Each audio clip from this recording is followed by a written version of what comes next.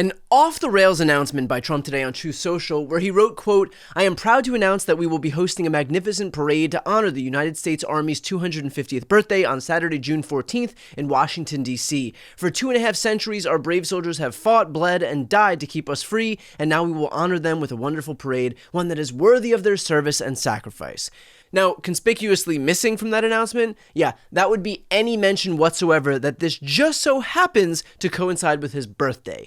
Because this isn't about honoring the army. This is about Trump finally getting his dictator fantasy fulfilled with a massive military parade in honor of him.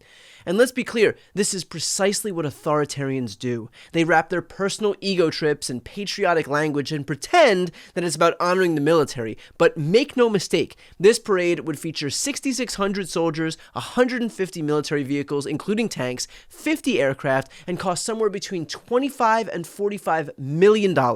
Also, that Donald Trump can watch the military march in his honor on his birthday. The reality is that military parades on the president's birthday are fundamentally un-American. We don't do that here. That's what happens in North Korea, where they have massive military parades for Kim Jong-un's birthday. And that's what happens in Russia, where Putin stages elaborate displays of military might. Hell, it's what happened in 1930s Germany, where German soldiers could be seen goose-stepping for one chancellor. As for the US, America has held exactly one major military parade in modern American history, in 1991 to celebrate the end of the Gulf War. That was to commemorate an actual military victory, not to stroke some politician's ego. But the fact that Donald Trump is scheduling this parade for his birthday tells you everything you need to know about his actual motivations. And it's not like this is new as far as Trump is concerned. This is the exact same guy who tried to do this exact same thing during his first term. He was so inspired by the Bastille Day parade in France that he demanded the Pentagon plan a massive military parade for him back then. But that plan was scrapped when the cost estimates topped $92 million, and even Republican senators like Lindsey Graham warned against making it look like a Soviet-style display of military might. Of course, now that Graham has taken up residence in Trump's colon, we won't see the same pushback. And Trump, too, has learned his lesson, wherein instead of calling it Trump's military parade, he's branding it as an army birthday celebration. But if that facade was any more transparent, you'd be able to see through it like glass. In fact, here's the answer Trump gave when confronted directly about the cost. The president also told me that next month he's planning a military parade celebrating the 250th anniversary of the U.S. Army that also falls on his 79th birthday. We're going to have a big, beautiful parade. A military parade? Yeah, sure. Okay. We're going to celebrate our military. We have the greatest military in the world. What's the price tag? Do you People, peanuts compared to the value of doing it. We have the greatest missiles in the world. We have the greatest submarines in the world. We have the greatest army tanks in the world. We have the greatest weapons in the world. And we're going to celebrate it. Ah, yes. What's the cost of not doing it? How could the United States even survive without a military parade in honor of dear leader? Other than, of course, how we survived for 250 years without one. What makes this even more obscene is what Trump's priorities actually are right now. While he's spending tens of millions of dollars on a vanity parade, his administration is in the middle of an economic crisis largely of his own making. His tariffs have sent inflation skyrocketing, the very thing he promised to get under control during the campaign. His trade wars are devastating American businesses and farmers and the economy more broadly. Unemployment is rising as companies lay off workers to deal with increased costs. But instead of focusing on fixing the mess that he created, Donald Trump is more interested in watching tanks roll down Pennsylvania Avenue so that he can feel big. Instead of working to bring down grocery prices for struggling families, he's planning a $45 million birthday party for himself, paid for, of course, by you. In fact, the healthcare implications alone are perhaps the most egregious because while Trump is spending millions of dollars on military pageantry, his administration is actively working to strip healthcare coverage from 13.7 million Americans. His budget, for example, would gut Medicaid, slash Medicare, and eliminate subsidies that help working families afford health insurance. In other words, Trump has no problem taking healthcare away from millions upon millions of Americans, but perfectly content to spend $45 million so he can take an hour-long ego trip. That tells you everything you need to know about his priorities and who he actually gives a shit about. And of course, this administration stripping Americans of their healthcare would be bad enough unto itself, but the reality is that it is there solely to serve as an offset for the tax cut that Trump is giving himself and his billionaire pals.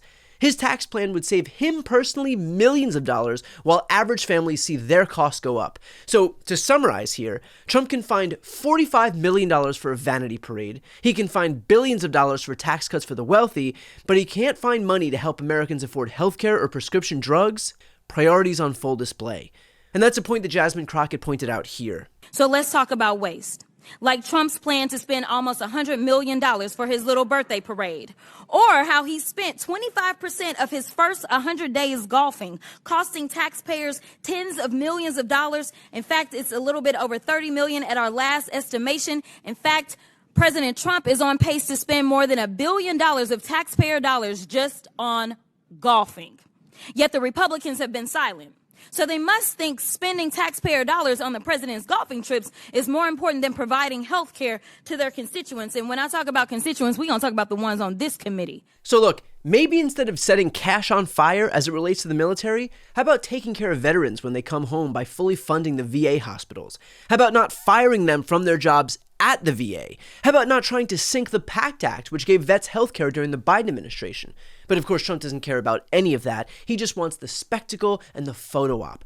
Our troops are mere props in his personal theater.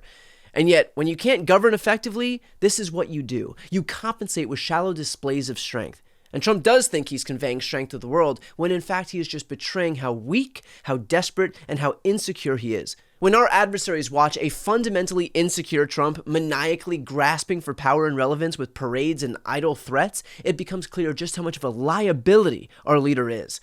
So when you see this parade on June 14th, remember what you're really watching. You're not watching a celebration of the Army's birthday. You are watching a 79-year-old man living out his dictator fantasies with our military as his personal entertainment. You're watching someone who cares more about his own ego than the welfare of the American people. And you're watching exactly the kind of authoritarian spectacle that our founding fathers would have been horrified by. Because in America, the military serves the Constitution and the people, not the personal vanity of whoever happens to be president. This parade is a betrayal of everything that America is supposed to stand for, wrapped in the flag and sold as patriotism. But then, that's basically the Republican playbook to a T.